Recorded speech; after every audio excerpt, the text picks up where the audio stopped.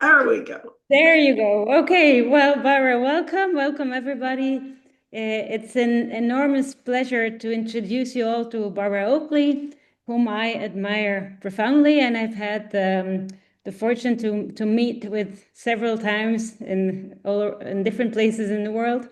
Barb is many things. She's a learner, teacher, an engineer, a researcher, a writer, an adventurer, among others. And she embodies many of the attributes which we value highly at the Universidad de las Espérides, like curiosity and lifelong learning, intellectual humility, and passion about liberty. Barbara is the creator of the tremendously successful MOOC, the massive online open course Learning How to Learn, for which she produced the videos on a low budget together with her husband Phil in her garage. For those of you who have taken the course, you'll have noticed that Barbara has the art to translate complex neurological processes into metaphors and analogies and has a great sense of humor. The thread about learning in the course La Inmersión, which we teach at the beginning of the academic year here in the Universidad de las Espíritus, is heavily inspired by this course. And Barbara has influenced also the learning model at our university and has given us generously many recommendations and advice. Thank you for that, Barbara. And then in the MOOC Uncommon Sense Teaching, Barbara shifts the focus from learning to teaching and helps teachers to boost their teaching practice with insights gained by neuroscience. If you haven't taken the course yet, I encourage you to do so today and take advantage of the Black Friday or Cyber Monday discount at Coursera, which I saw there was. And among her latest MOOCs are critical thinking and logic, real world skills, and critical thinking for better decisions in the chat GPT era. And this brings us to our topic of today. Barbara is going to talk about how neural insights can revolutionize education in the age of artificial intelligence. Barbara, let's reimagine learning. Okay. I am so happy to be here, Karen, and it's wonderful to see you all, Gabrielle and Miguel. It's terrific. So I'm so happy to be here, and except I wish I was there because that would be the only way it would be better. But I have, hopefully everything will work because I have so much to share. And is it working? No, sometimes it just gets really quite slow. So I'm going to, come on, let's get moving here. Sometimes it just sticks. There we go. Okay, now I think I can move. Oh, there we go. Okay, so I'm going to share my screen here. And let's see. There we go. And you should be able to see everything, I hope. Um, Yes. okay, so there's my title slide. So that reminds you what I'm talking about. And let's just dive right in. And the thing is, we have often been, in almost some sense, indoctrinated that, we really shouldn't tell students what to do. And, and there's good reasons to think those kinds of things. But here's the upshot of that kind of mentality. Research has shown that if you even have your cell phone on a table or on a desk with you when you're sitting there with, with friends, maybe trying to solve some problems, it reduces your IQ. In some sense, it makes you dumber. And more than that, if you have your phone sitting on a table with you while you're going out to eat with friends, and you can see that phone, you actually enjoy being with your friends less. You kind of distracted. You're wondering, oh, did I get a call? Or maybe you're even thinking, TikTok is a little more fun than my friend. And another idea related to all of this that we sometimes don't think about is that when you type on a keyboard, let's say you're taking notes in a class and you type on a keyboard, you can type a lot faster than you can write by hand. And so you'd think, oh, I'd want to type. But research shows that if you type, you're not thinking, you're not processing about what you're typing. You're just like letting it flow out. And so that means you're not cognitively internalizing whatever you're learning. Now, I have been at classes, perhaps classes quite close to where you are, where I've been told students will say to me, oh no, we have to type because we can type a lot better. And that's why we take notes by typing. Well, unbeknownst to these students, my husband would go behind the back of the class and watch the classes and watch the students. And lo and behold, all of those students who had claimed they had to be typing on a computer rather than writing by hand because it was so much better, guess what? They were playing video games. So you cannot ever believe students, unfortunately, when they say they are really just trying to take better notes.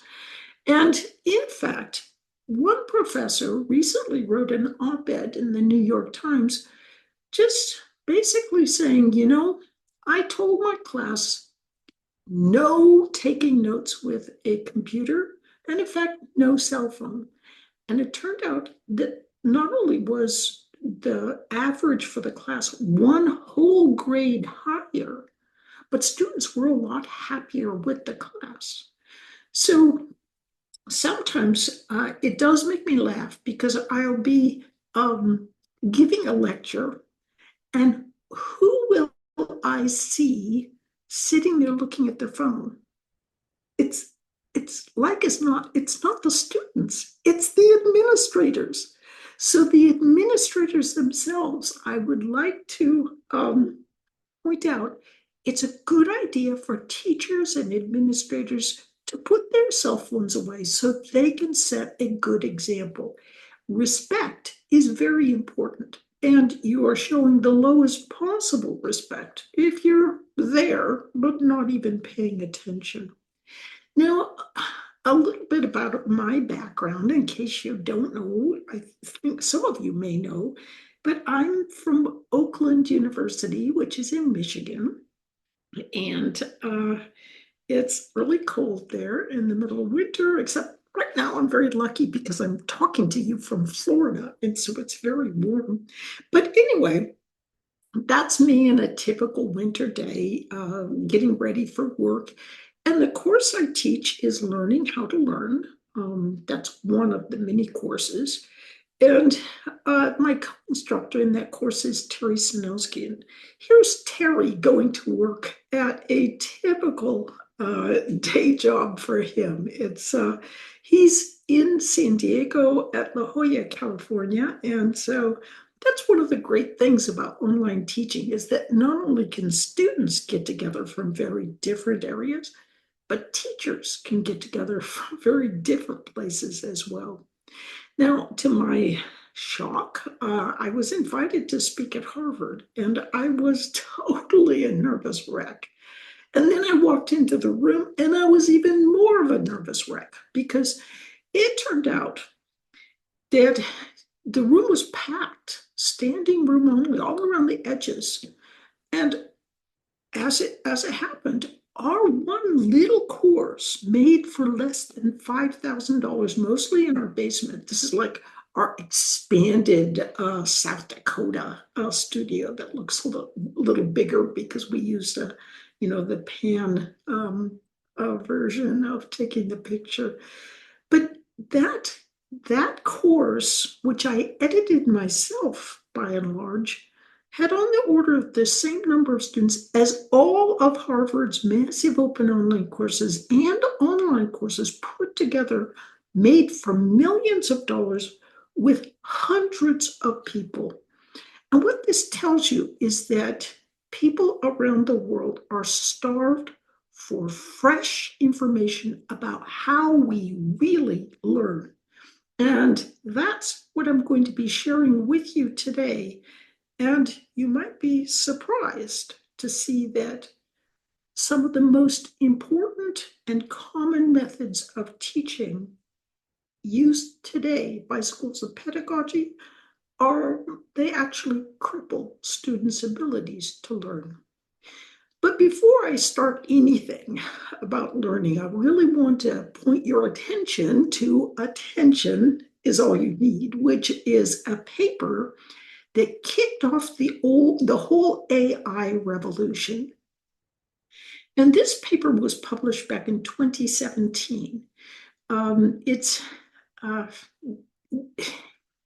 this paper is what lies behind our ability to use ChatGPT, Gemini, Claude, all of these different generative AI devices that we have nowadays.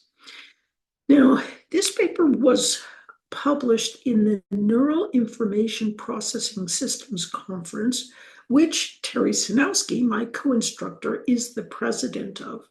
Terry just told me that that they now have signed up for the Neural Information Processing Systems Conference that's coming up like in the next day or two, 25,000 people. And do you know that when they open registration, typically all spots in registration are filled in less than 10 minutes. So if you want to go to the conference and they've already opened registration, too late, you can't go. But this paper was sent into the Neural Information Processing Conference, and Terry told me the reviewers thought it was just a nothing burger. No, not really important at all. I mean, really complex. So they put it off in a corner to be given by a grad student. And I'm telling you, that was a pretty good grad student. But anyway, it turns out that this paper was and is so important that it has been cited over 150,000 times since 2017 because it introduced the idea of the transformer, which is more or less the brain of ChatGPT. And this transformer brain has two parts. It's got the encoder, where you encode or put in your prompt, and the decoder that kind of gives out the solution to your prompt. And what we're really interested in here today, though, is that the flow of information through that transformer in AI is remarkably similar to the flow of information through the human brain. And that is no surprise, because as it turns out, people have learned to create these artificial intelligence devices because they've been commonly talking to who? Neuroscientists, because the human brain is the smartest thing we know of. And in fact, as they begin to emulate how the brain works more and more, that is how many of the advances in artificial intelligence have been made. But this means that if we understand a little more about how our human brain works, we can use AI more intelligently. But also, if we understand AI a little better, we can use our own human brain more intelligently. And understanding these things is absolutely critical in this day and age of AI. We need to know how we really learn, not how we are theoretically or ideologically or however thought to learn based on theories that are 50 or 100 years old. We need to know how we really learn. And neuroscience is really coming forth with incredible information there.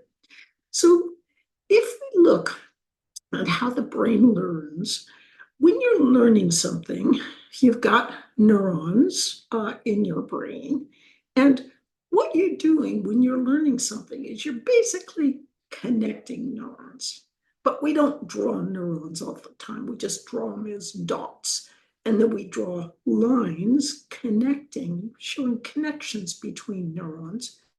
And in essence, as we're learning things, we're creating this kind of framework called a schema, and that is our expertise of whatever we're learning. We can learn how to play chess well. We'll have a very good schema for chess. We may not have a very good schema. In my case, unfortunately, for cooking, I am a bad cook, but I follow the recipe when needed and it helps. But anyway, all of these as we're learning things, we're filling in our schema. So we might be learning, like, let's say, Japanese. So you start kind of learning and practicing, and you're building your Japanese schema. You learn about chemistry, biology. You could tell this person doesn't know much history, geography. And it's not just school subjects. It's also things like, how do you greet someone in Thailand versus in Chile? And what kind of social and cultural ideas and norms are you learning as well? So it's pretty much a schema, a kind of a mass schema or set of schema forms about things you really know about. Of course, schemas interact with one another. So, if you know some math, it can support your learning of physics and vice versa. And ultimately, then, all of everything you learn, all of your expertises combined together kind of forms your identity schema. How you think about yourself.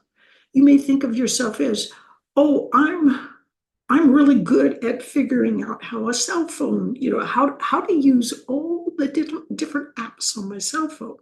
Or you may be, that's something my kids do, but I don't really do that kind of thing. Or you may say, I'm really good as an artist, or I'm really good at math, or bad at any of those things. That's all part of the identity for yourself. But it's important to realize that when it comes to this day and age of AI, you can't think critically about anything that AI is giving you unless you have something in your own brain, in your schema. I'll give you an example. Let's see, 12 times 12 is 298, right? I hope there's something inside you that goes, that's really wrong. Well, in certain constructivist approaches to teaching around the world, that means constructivist means simply the idea that students construct their own knowledge. And it's often thought that people don't really need to memorize things. They don't need to, for example, know the multiplication tables by heart. That's just a bunch of rote drill. They can always look it up. But here's what's beginning to happen in some countries. Nursing students, for example, in Finland, they have been taught using, constructivist approaches. If they pretty much knew the basic idea of the multiplication tables, that was enough. But they're finding that if a nursing student might press 10 times 10 into a calculator and accidentally get 1,000, they'll say, look pretty good to me. And all of a sudden, they can prescribe a dosage that's 10 times bigger than it should have been. Some important ideas and facts in life are things that you must internalize. And memorizing the multiplication tables actually gives you a feel for how the numbers relate to one another. My younger daughter, Rachel, hated math. And she was an artist. But I put her in Kumon mathematics. That means 20 minutes of extra math practice a day for it was about a year, a decade altogether. So, and every day was a fight with her because she thought she was an artist and didn't like to do the math practice. So she went out, graduated from college with a degree in studio art, went into the working world, and found that it was really tough to get a decent job that paid well and had some interesting things to do. So she went back, got her degree, her master's in statistics, and is very happy now working as a statistician for a company related to Google. But I met the son of her graduate advisor who she wrote papers with. And he asked me, he said, my father usually never takes students who've gone through the American educational system because they simply do not have a feel for the numbers. What was different about your daughter? And I was like, 10 freaking years of Kumon mathematics. That was what was different. A little bit of extra practice helps build that conceptual understanding that everyone keeps saying they want. But ultimately, I want you to remember that AI shows you the answer, but I'm the only one who knows the answer. So if we can, even though your microphones are off, if you want to turn them on momentarily, let's say it all together. AI shows, but I'm the only one who knows. And that is an important idea to carry away from this presentation. So I want to show you now something very interesting, and that is that we have a large language model like ChatGPT in our own brain.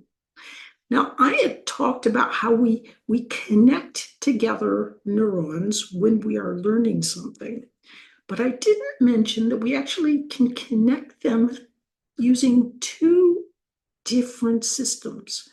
And the ultimate sets of links that come out are actually, they have different qualities to them.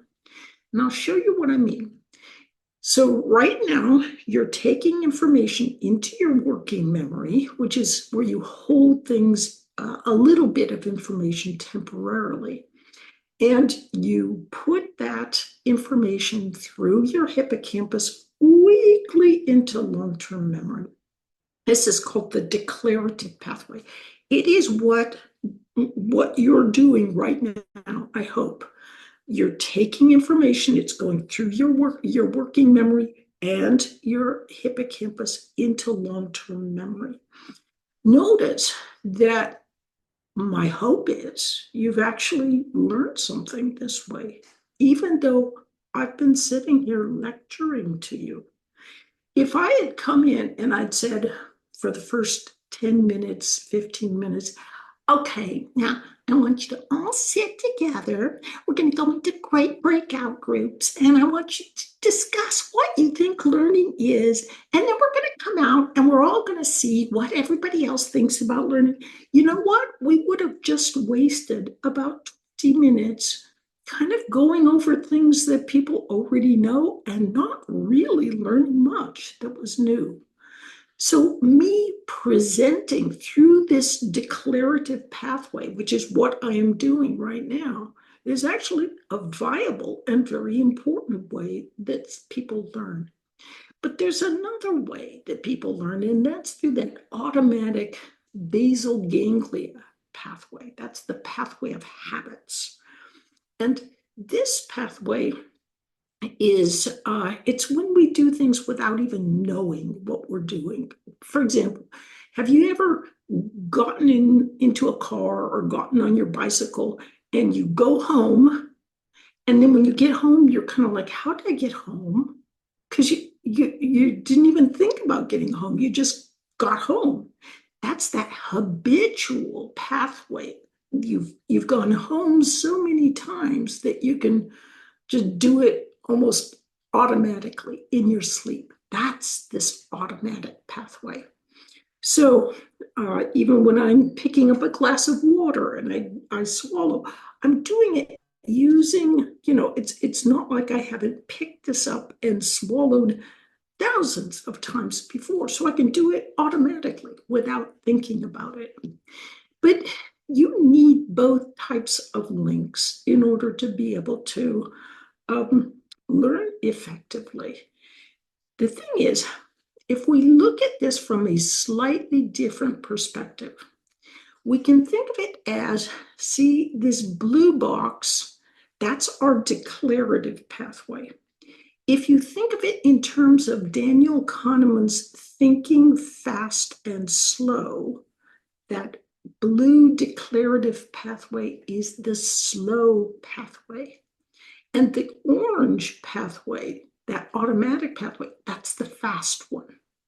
So if we kind of break everything apart and we say, okay, so let's use that slow thinking pathway. We're conscious of that pathway. So our working memory can kind of say, okay, let's trudge through and figure out this math problem. So that's one way of thinking about things consciously through that declarative pathway. But the other way we are not conscious of, we learn, but we're not even conscious of how we learn. Here's an example. My working memory might say to my basal ganglia, hey, basal ganglia, hit the baseball. So I hit the baseball.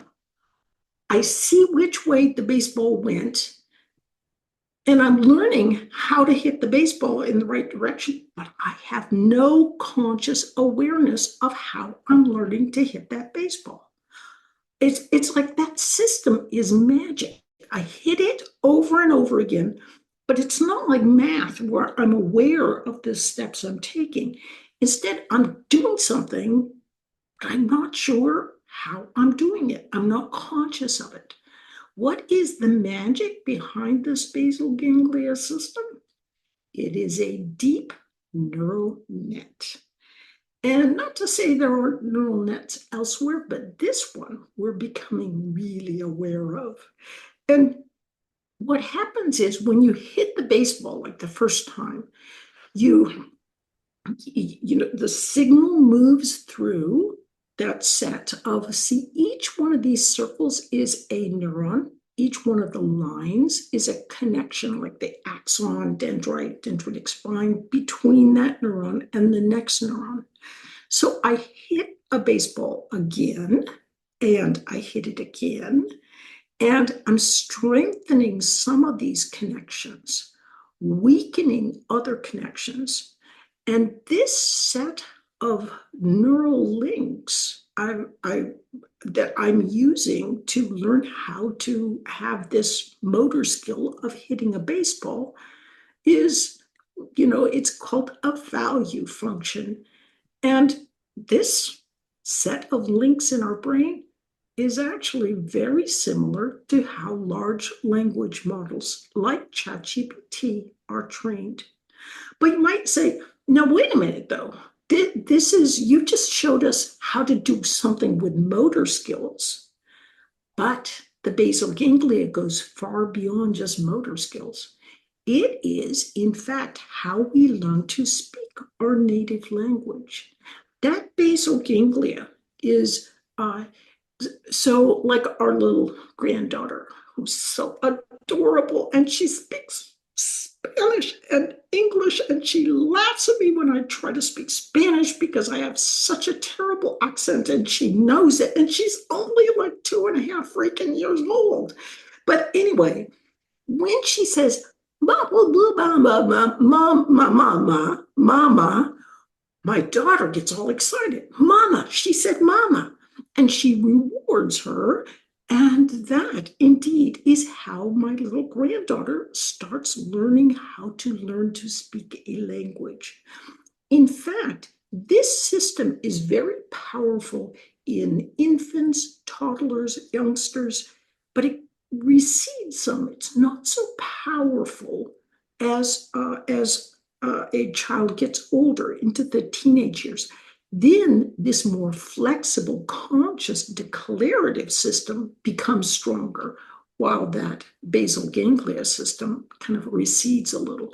This is why it's harder for an adult to learn to speak a native language or learn to speak a language like a native speaker of a language. They will often first learn a language through that declarative hippocampal slow system, which is why you're so slow when you're speaking a new language you learned as an adult. Now, you can practice and practice, and you can create these basal ganglia links as well. And that just means you're getting more and more fluent with that language. But this basal ganglia system is also the system of patterns and pattern recognition. So when my daughter was practicing with math, she learned to recognize the patterns of math through this uncanny basal ganglia system, which is my favorite system in the brain. Now, just as a side comment, neurodiverse students those on the autistic spectrum can sometimes have a weaker declarative system, but as a consequence, a stronger basal ganglia system. So this means that they can sometimes be very, very good at pattern recognition. They can see a pattern, understand how to do something instantly, but guess what? They can't explain what they know because explanation goes through that hippocampal declarative pathway. So one thing you want to be careful of is don't tell your students, if you can't explain it, you don't understand it, because that's not true. You can understand things through that basal ganglia automatic system, but yet not be able to explain it. It's pretty fascinating. But let's go see now how this relates to what we do every day in the classroom. If you think about it, lecture is by and large that declarative pathway, the slow pathway. And active student-centered experiential learning is more related to that basal ganglia pathway. But what have we been told for the last 50, 60, 70 years? Sure, it's bad. In fact, you shouldn't do it. You should let students figure out everything for themselves. As it turns out, that creates problems. And the largest educational study ever done in history showed something quite interesting. And that is that a mixture of lecture and active learning is really the best way to teach. Should you have a lot of active learning and a little lecture, or a lot of lecture and little active learning, or maybe halfway balanced? It depends on the student's prior knowledge, on their subject matter you're teaching, on what their age is. But this mixture is called direct instruction. And research, again, has found this to be the best way to teach students. So when I say research has found this, perhaps the biggest, in fact, the biggest study ever conducted in educational history was Project Follow Through, which was a 10-year, $100 million study that was conducted comparing 9 different models of teaching. This was at kindergarten through 3rd grade, but actually their results are being replicated at many different levels. And what they found, so this is like where a student really makes no advances through that school year. And they compared like basic academic skills, problem solving, and self-esteem, and things like that. And here is what they found. Comparing those 9 different models, guess what? Direct instruction was so far ahead of every single other technique that was used that they never published the study. Because think about it. You've got 8 different groups, and they're all made to look bad by this one direct instruction group that was way better. So they just said you can't publish this. There's any number of little problems that were somehow not foreseen in the setup for this 10-year, $100 million study. And the reality is that it's really hard to change or want to change your approach to teaching if you've been indoctrinated that some approach is way better than any other approach. There are many, many problems in education, and amongst the biggest of them is that almost no studies are ever checked by anyone else. 0.13% of all education articles are replicated, that is, checked by someone independently. In other words, you can, you know, like you just wouldn't believe sometimes the stories you hear behind the scenes, but nobody wants to really say too much out loud because, you don't want to get in trouble. But there are people who will publish studies and nobody ever checks them really.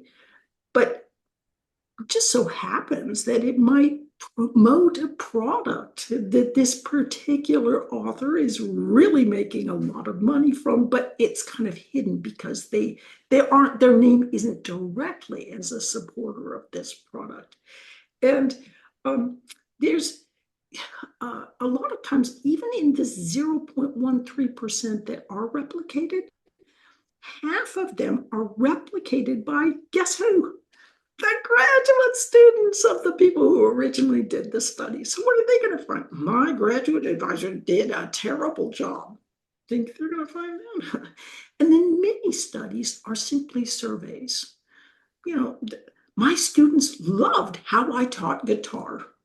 Do you know that I could teach air guitar? I could get students to come up and, they get all excited, they get on stage, they cheer each other on and so forth. And I would give them a survey and they'd say, man, I love how Dr. Oakley teaches guitar. But I wouldn't tell them I was actually teaching air guitar. And it's kind of like that, for example, in teaching math.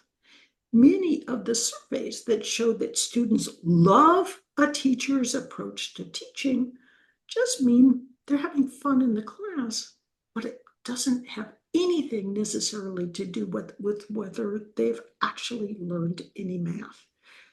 And learning math is, people will often say, well, only smart people learn math. But actually, that's not true. It turns out that learning math makes you smarter. So if you dumb down the math that's being taught, you are actually giving that student less opportunity to grow cognitively. It's a little bit like, well, we're going to teach reading using whole language approach, which just means we're going to read out loud to them, which has been shown time and again to not be very effective at all. What happens is if you do not teach phonics first, those rote sounds, swaths of the population simply never become comfortable with reading.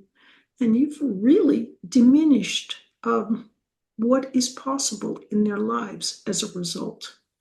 Now, so if we look here, look at this, it's kind of like saying the number of replications, if you kind of look at a visual, it's like they're virtually nothing is replicated.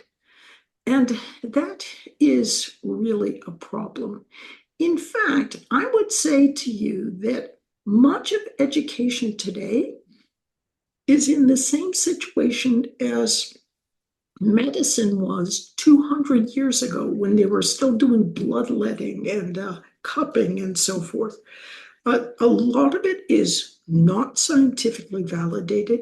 It's simply one political party versus another political party, or perhaps some group with an interest in selling or in diminishing can override how students are taught. This is really a shame, and my dream is that I will wake up 200 years from today and actually education will be on sound footing. So that's possible, but you not kind of need to know what we're up against. There's a concept that I call the paradigm cartel, and that is that groupthink can lock up entire disciplines. And what I mean by that is, I'll give you an example from Alzheimer's research. So, in my father had Alzheimer's, so I'm really, very interested in Alzheimer's research because even as he was dying, they were saying, "Oh, we're going to solve this. We're going to solve this problem," and that was 30 years ago, and there has been absolutely no progress ever since. Why? Because all of the top researchers in the field, all the people who gave out funds from the research or funding organizations, top journal editors, all the bigwigs in the field, all believed that the amyloid plaque theory was the only theory to be pursued. And so they blocked any other ideas or approaches. You couldn't get published, you couldn't get funding, you couldn't speak at conferences, you couldn't get anywhere unless you kind of followed the amyloid plaque idea, which, as it turns out, is it seems that it was fabricated. The idea was kind of built into some top-notch, seemingly, papers in Nature and Science that, as it is coming out, seem to have been, well, tweaked to give the results that they wanted to find, but they weren't real studies or real results. So an entire field was blocked for 30 years because everyone believed the same thing. Now, think about the field of education. What is the one thing that all educators believe in? Kind of, mostly. Constructivism. In fact, I had put a grant into the National Science Foundation, and when I went to submit the grant and talk to the grant officer, they said, "This grant proposal is saying practice and repetition should also be included. That's not part of constructivism.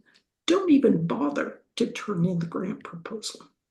Now there's something called an optical illusion. So if you look, look at these two tables. They look like they're different sizes. But actually, if you compare, they're really not different sizes. But just as we have optical illusions that can fool our eyes, we can have illusions of helping.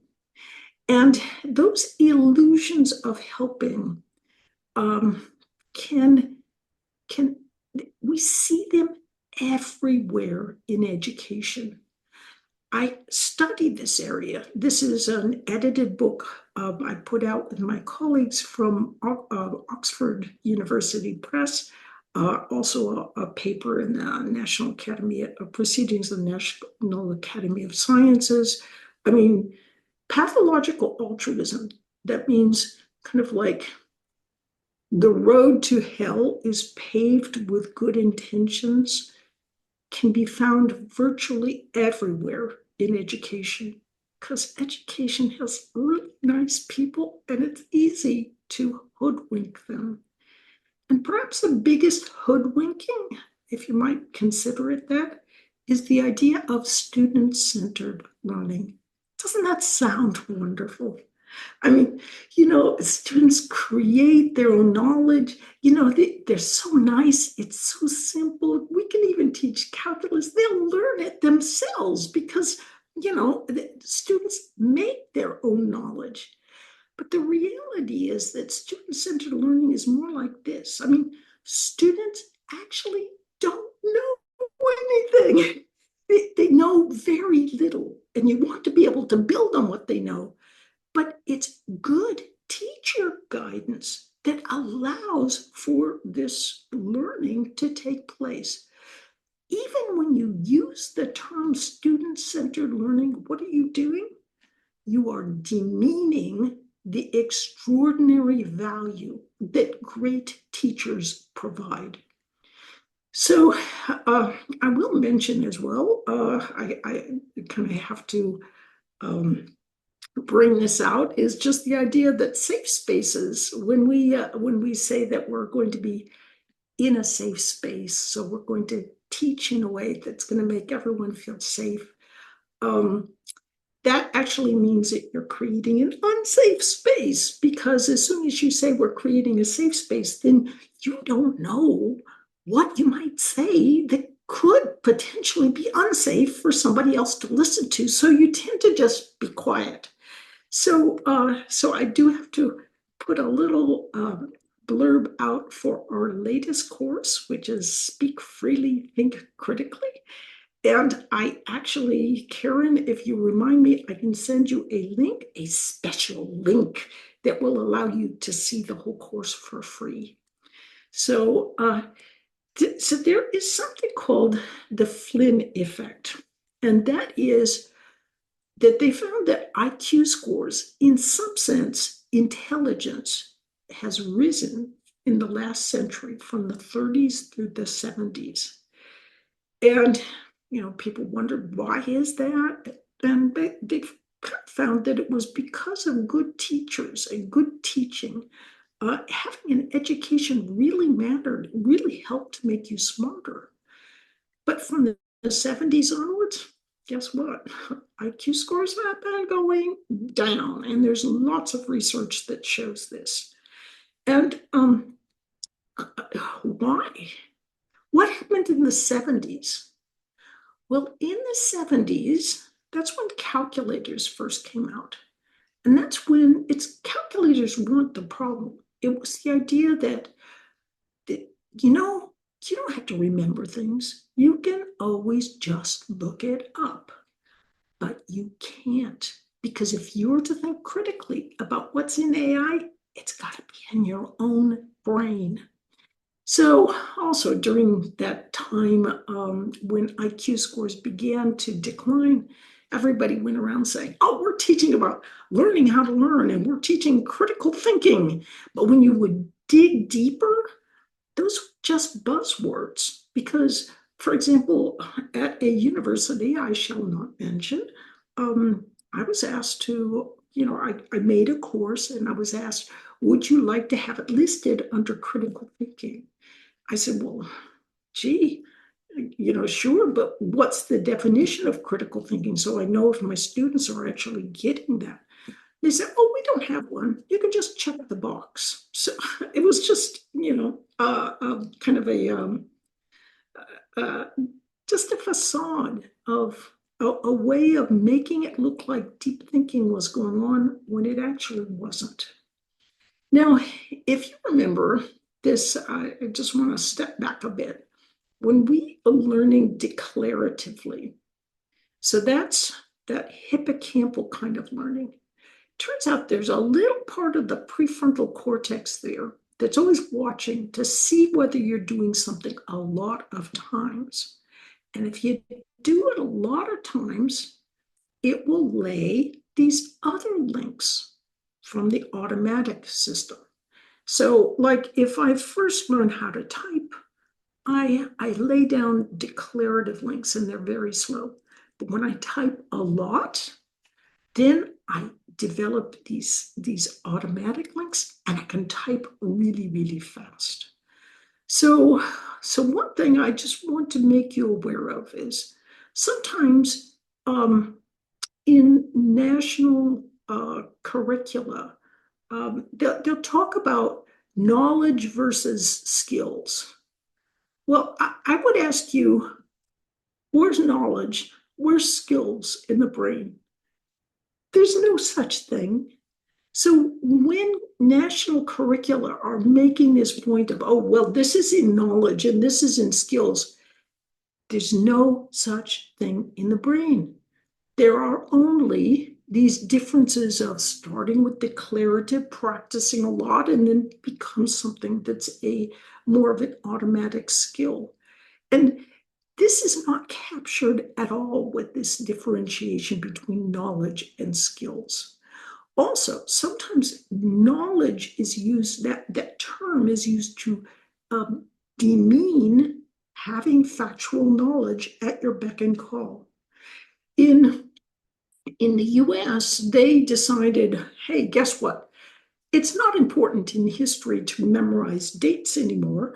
So, what we want to do is we are going to teach history, but not dates, because that's just trivial knowledge. So they taught about the American Civil War, which was in the 1800s with Abraham Lincoln, and the Civil Rights movement, which was in the 1900s with Martin Luther King. Well, because students didn't have any kind of idea of what the dates were, they got to thinking Civil War, civil rights. Martin Luther King must have been friends with Abraham Lincoln. And it turned out to be kind of a disaster. In fact, knowledge is the foundation that everything else grows from. If you look, most schools of education, this is what they teach. Really? These are the hunches of people that were, 100 years or so ago. I mean, well, we need to change what schools of education are teaching about, because we know how the brain works now, at least quite a bit more. And we need to be focusing on that, not on what these people got right. There were some things they got right, but if you go and look at what they got wrong, it was far more than what they got right. So it's interesting historical data, but we need to be turning to the future. And that's what schools of education need to be focusing on. So, oh, incidentally, if you look at mentions of the word rote over history last couple hundred years, used to be that rote memorization, learning by heart, was okay. It didn't have any bad connotation. But but it has increasingly maintained this idea, or grown this idea that rote means bad, and even the simple idea of memory is bad. Yet today, I would put to you that teachers have three, excuse me, teachers have three main things that's important for them to do. They need to be the guide on the side, but they also need to be sometimes the sage on the stage. And above all, they need to be the guardian to ensure that students actually know the material. That means sometimes they need to make a list of what students need to know by heart. What do they need to have memorized? Super easy for language teachers, but other teachers, they can be, they've never looked at things that way. I do have to point out that oftentimes we teach, when schools of education teach about neuroscience, they teach neuromyths. I mean, teaching neuromyths is not teaching neuroscience. It's as if we taught math through, myths about math and myths about history, or biology myths. That is not what neuroscience actually can do to help support what's going on in education. Neuromyths is trivial stuff. How the brain really works, that's what's really important. And it turns out I have a wonderful Spanish edition of our Uncommon Sense teaching, which gives you a lot of information way deeper than what I was able to give here. Now, Nick Gibb, Sir Nick Gibb, I should say, has written a wonderful book called Reforming Lessons that I highly recommend. And this book is, it talks about how he went against those constructivist ideas, pushed back, created new pathways for teachers in England, and actually substantively increased the scores over 10 years of English students, not only in reading, but in math. This is a great book and it's really inspiring. So just as I'm wrapping, do I have time to wrap up here really quickly? Karen, am I doing okay? Yeah, go for it. We officially have 3 minutes left, but if you have some extra time, we're happy. Okay, so I'm going to go really fast, see if I can do it in 3 minutes. Okay, you see dopamine on that little mouse's head. If his dopamine system is inactivated, he cannot learn anything new.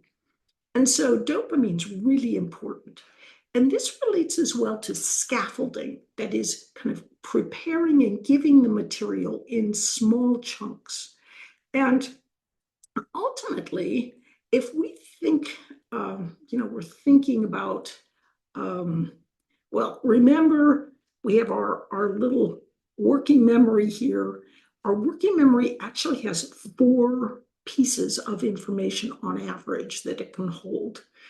And the thing is, though, generative AI has the equivalent of like thousands of pieces of information that it can hold.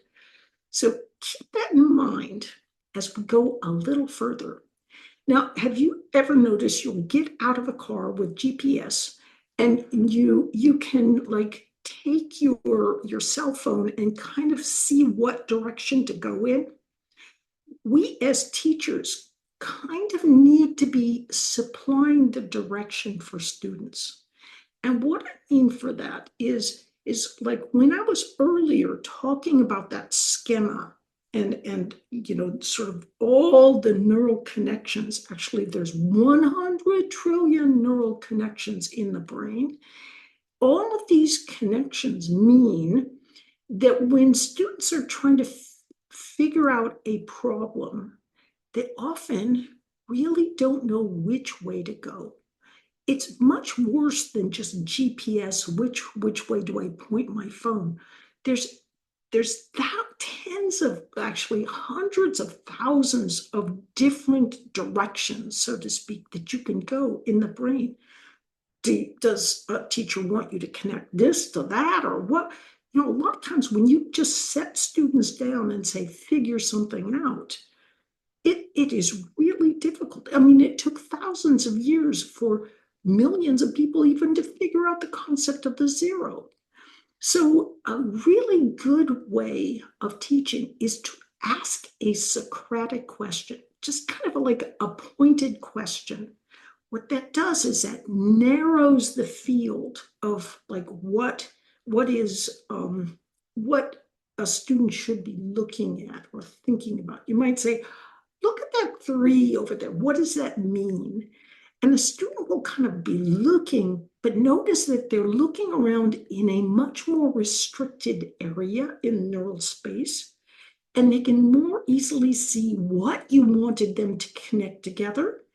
And when they make that little connection themselves, they feel like, wow, I got it. They got that dopamine. They learn.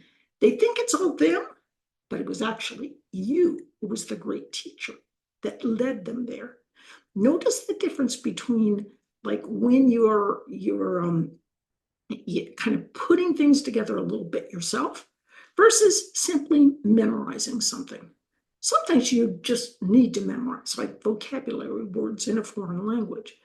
But sometimes you want students to be looking around a little bit, kind of feeling away, and then coming to that conclusion themselves. So, so sometimes you can ask questions that will kind of narrow that field a little bit. And sometimes, of course, you can ask, students can get used to looking in big areas. But notice one thing, students can learn to put together kind of really interesting and creative things all by themselves, or they can have ChatGPT point out ideas that could be connected together. But if the students did not have those links in their own brain to start with, to put together, they will not be able to be helped by ChatGPT. So ultimately, then, I would just like to, if you're very interested, I like to use a flashcard system called smarterhumans.ai, and you can just input a video or a electronic document, and then you press a button and it will make all sorts of nice flashcards for you, which I use all the time. And ultimately, then, just remember, AI shows, but I'm the only one who knows. Thank you, thank you. Sorry, but 2 minutes over. I hope you can forgive me. Thank you so much, Barbara. This you've given me, and I guess all of us, a lot of food for thought, a lot of things to think about and reconsider. I don't know if, yes, big round of applause. I see a lot of hands clapping. Do you have like about 5 or 10 minutes more so people can ask some questions? Yeah, so please. Absolutely. If you're and so just so you know, we're here teachers, students, and also friends of Expeditus. And I guess each of the different groups comes with different concerns, probably also similar concerns and questions. So please, if you have a question, you can drop it in the chat or also unmute your mic and share it live. Let's see. Karen, you put that memory paradox link on there for that Yes. paper. Thank you, thank you. That paper explains a lot further of, related to these ideas. Yes, and you're right. I wrote an article, but it's a paper. Yes, it's a good. Thank you. Yeah, same thing, yeah, article, yeah. Oh, what was it called? It was Smarter Humans. Oops. Oh yeah, there it's there. Smarter Humans AI. Good. So we have Danny asked the question, taking into account that it's now very easy to replicate the content students need to internalize through videos, could it be that education from now on will consist of creating a video watched by thousands of people plus personalized tutorials with the teacher for the active learning part?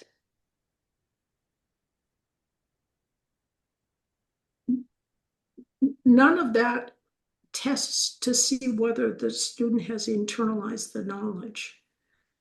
Teachers are really important because, well, for one thing, AI is really bad. I mean, when you really look at what it's telling you, and half the time or more, if you really know the subject, it's telling you things that are completely wrong. And uh, I do not see in the near future at all, like next 50, 100 years, people learn the same way. They learn with practice, they learn with repetition. That helps build links in the basal ganglia.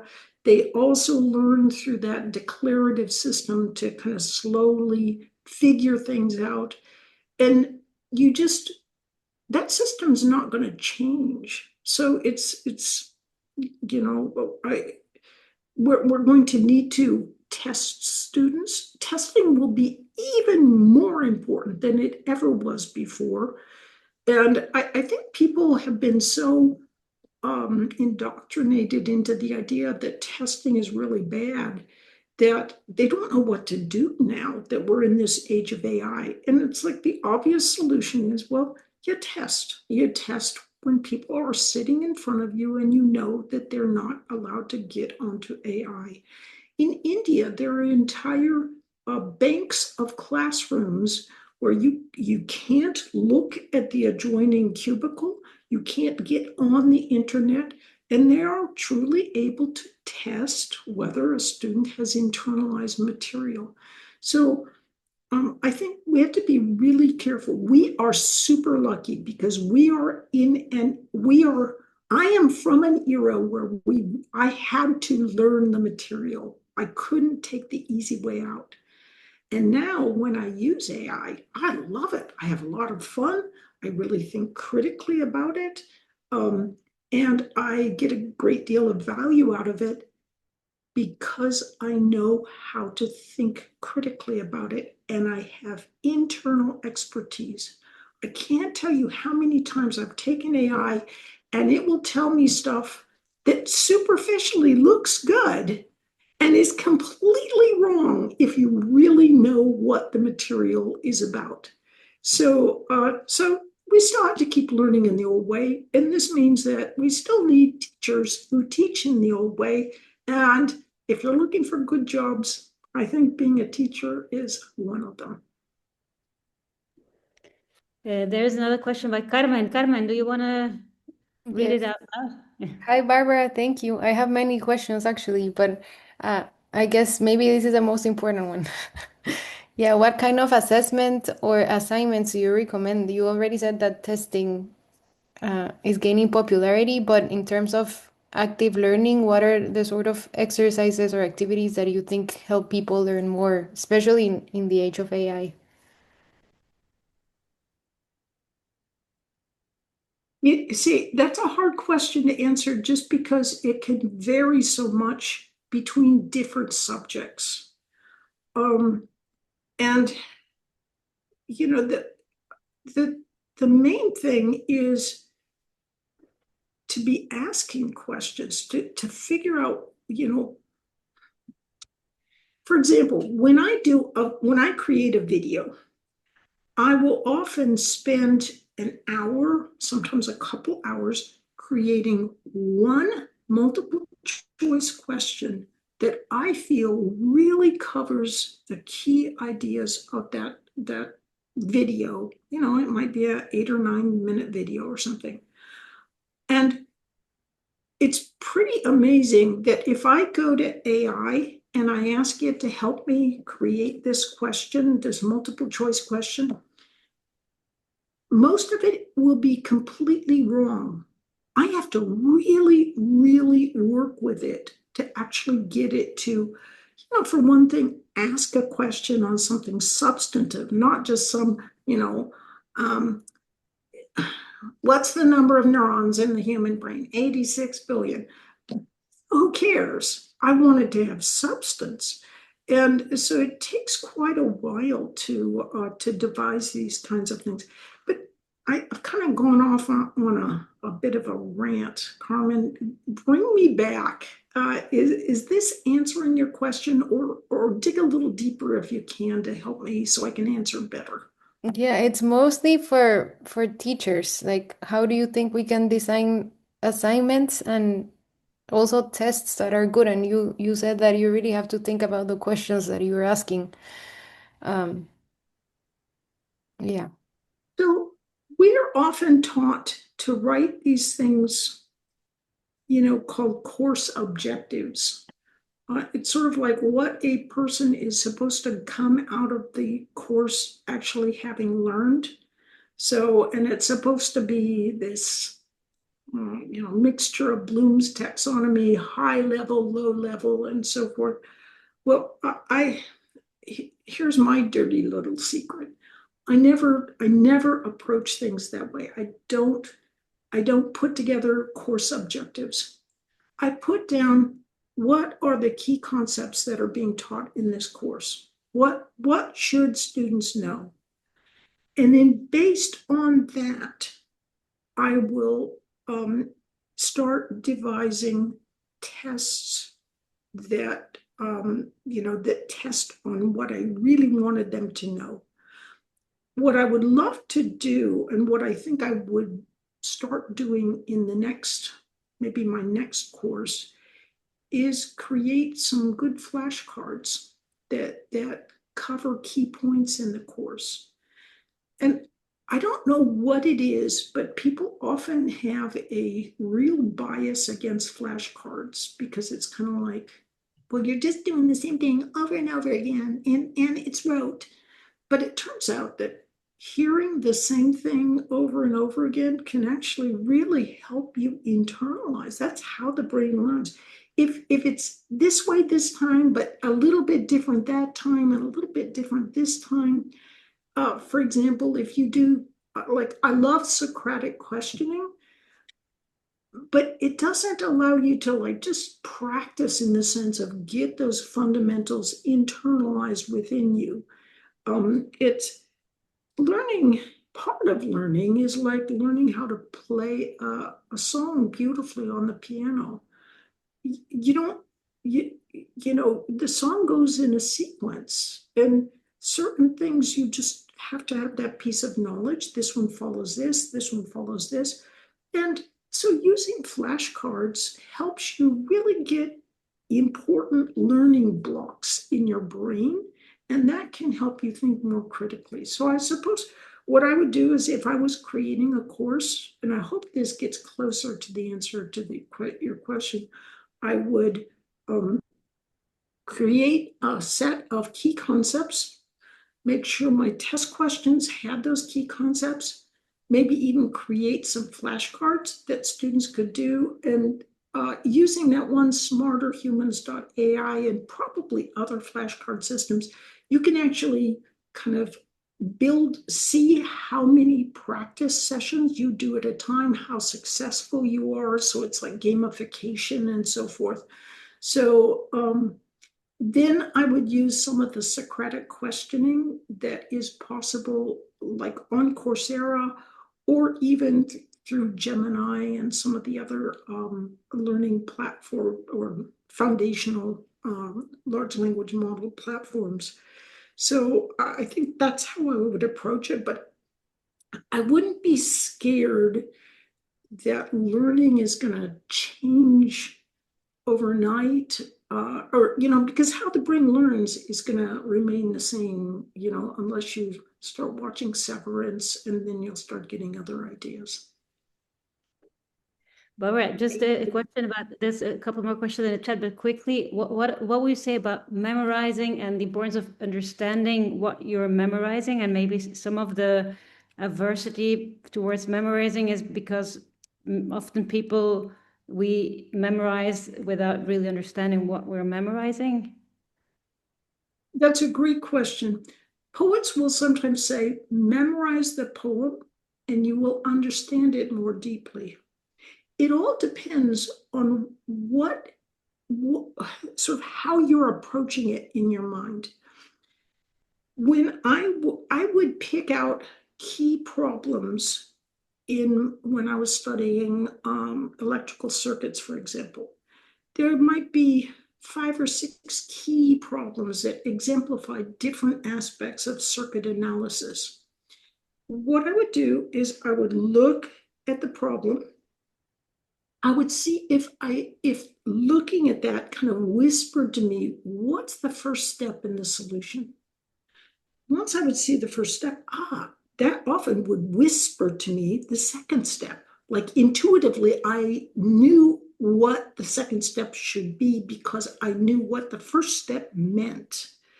And then the third step, each step would whisper to me what the next step should probably be. And that was because when I was trying to learn that problem, I wasn't like, I'm going to sit here and memorize the solution to this problem. No, I would look at the problem and then see if I could draw it like a song unfolding in my brain. So it's all in how you teach yourself to look at things. I remember when I was a kid, we would go hiking, my dad and I. And when early on, one day he said, okay, well, which direction do you go to get back from where we are? And I was like, well, I don't know. And he was like, you know, you see that ridge right up there? Look up at that ridge.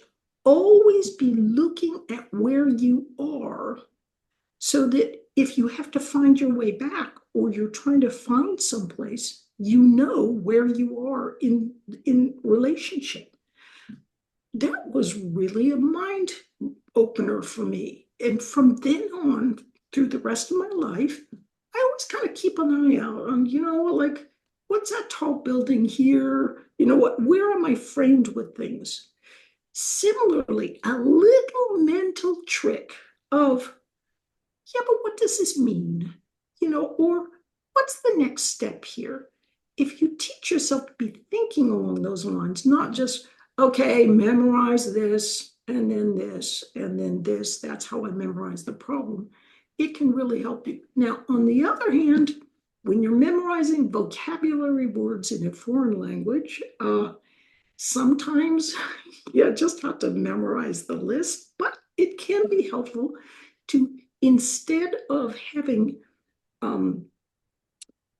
instead of understanding, go for the goofiest, most bizarre thing that you can think of to connect with whatever you're trying to remember. I mean, for me, this isn't goofy or bizarre, but like, if I'm trying to learn the word pato for duck in Spanish, I think of a pato and there's a duck on top of it.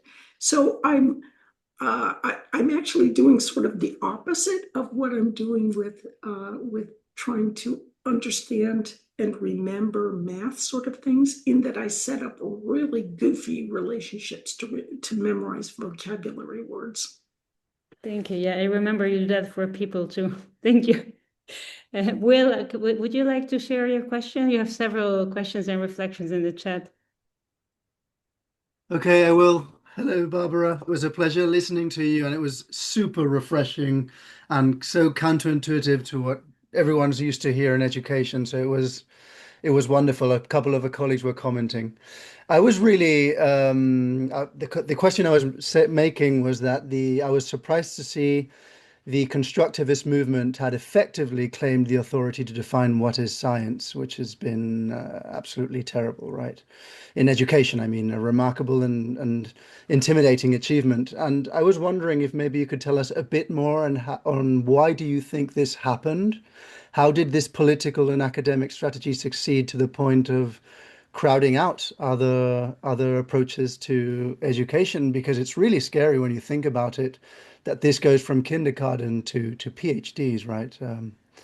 And I was also, just a comment, this is not a question, but I've always thought that older people like my parents can recite poetry, whereas no one who's my age can recite anything any longer. Thank you.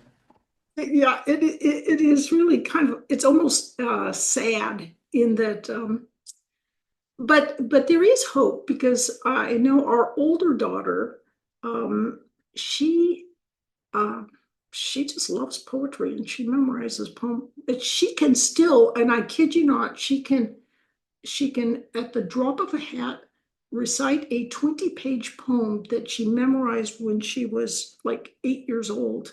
And so there are people out there like, but she always struggled with math. So there you go. I want to show you a little bit of a paper I'm working on. I think you're going to love this. Because it goes so, there's so much to this question that you've asked about how can they take over.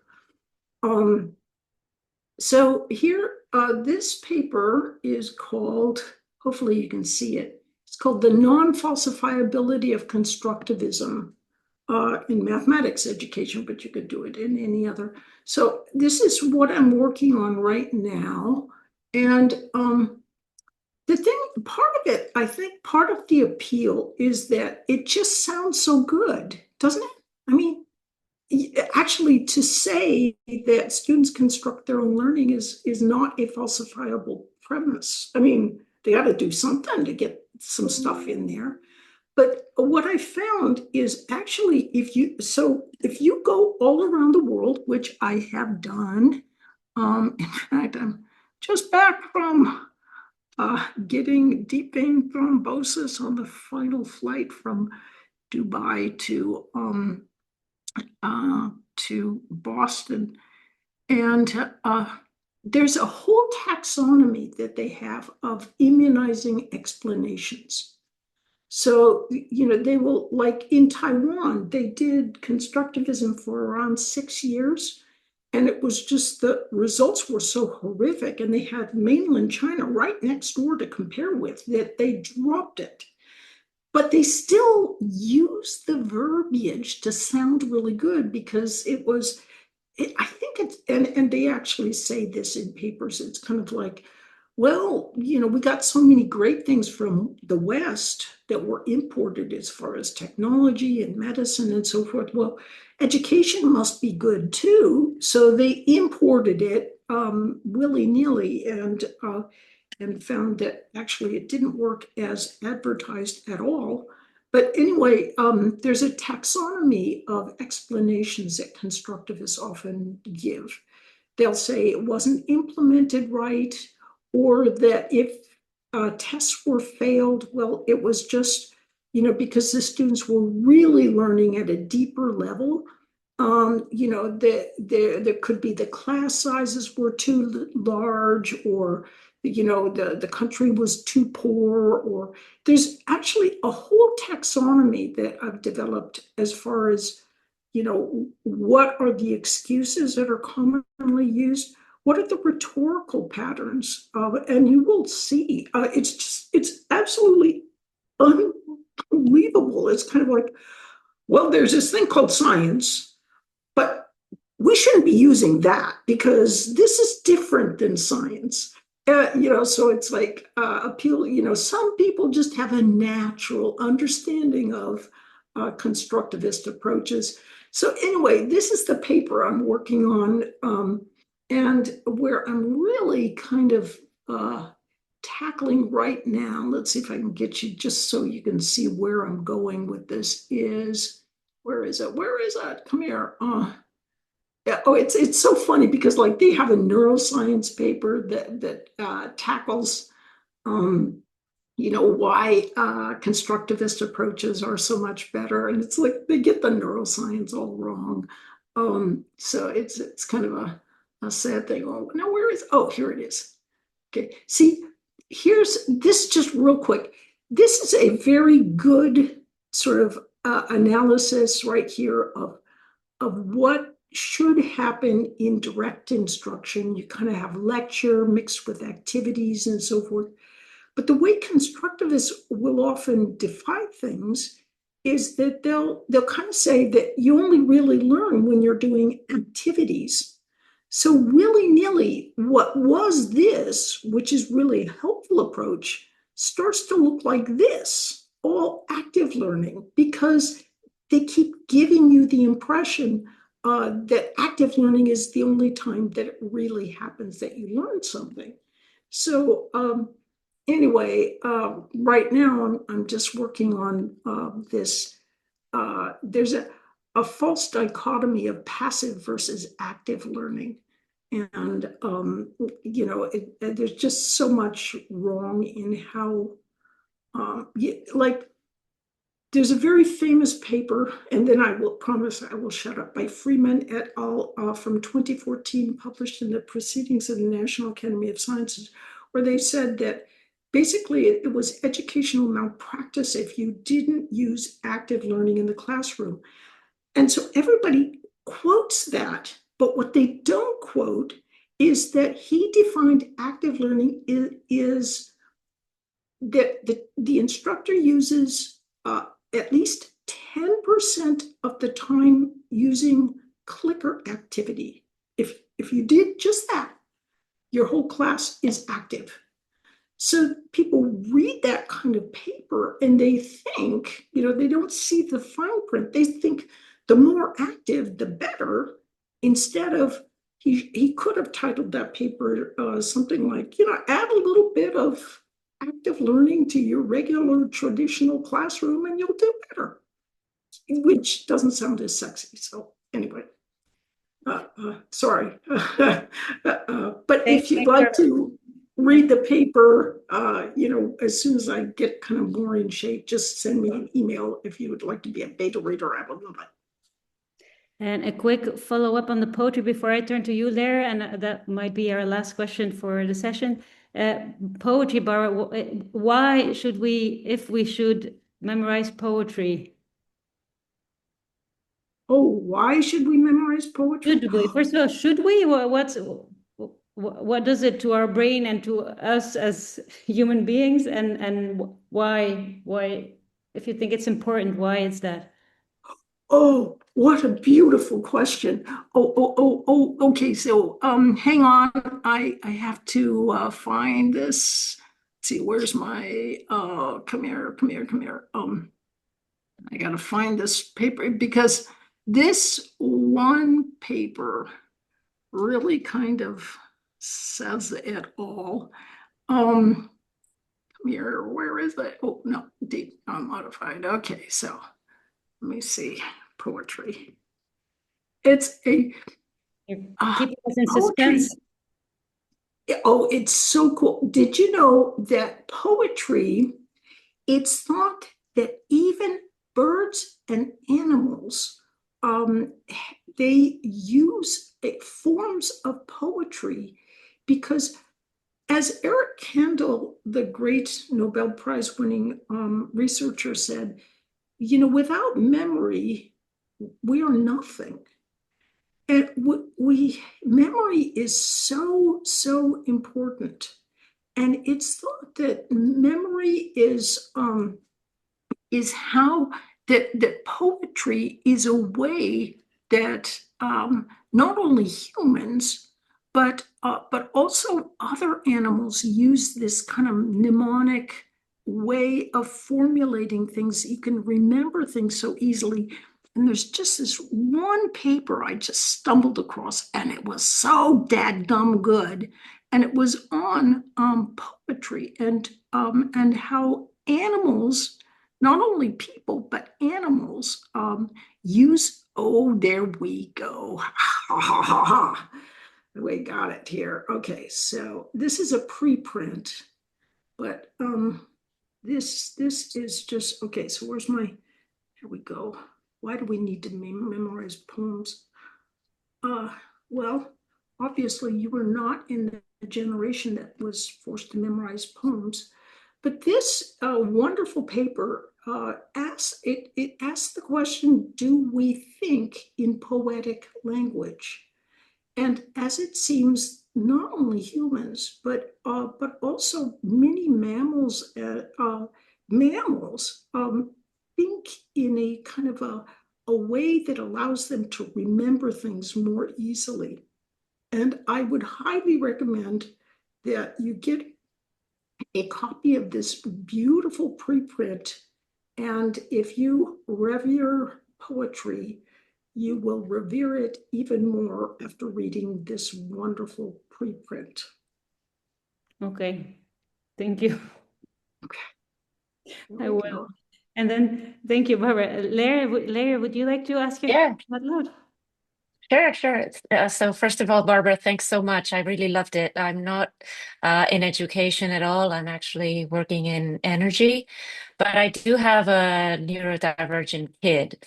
And I just took her out of Kumon because she was she was struggling a little bit with repetition and all that, and she's actually performing better in her studies.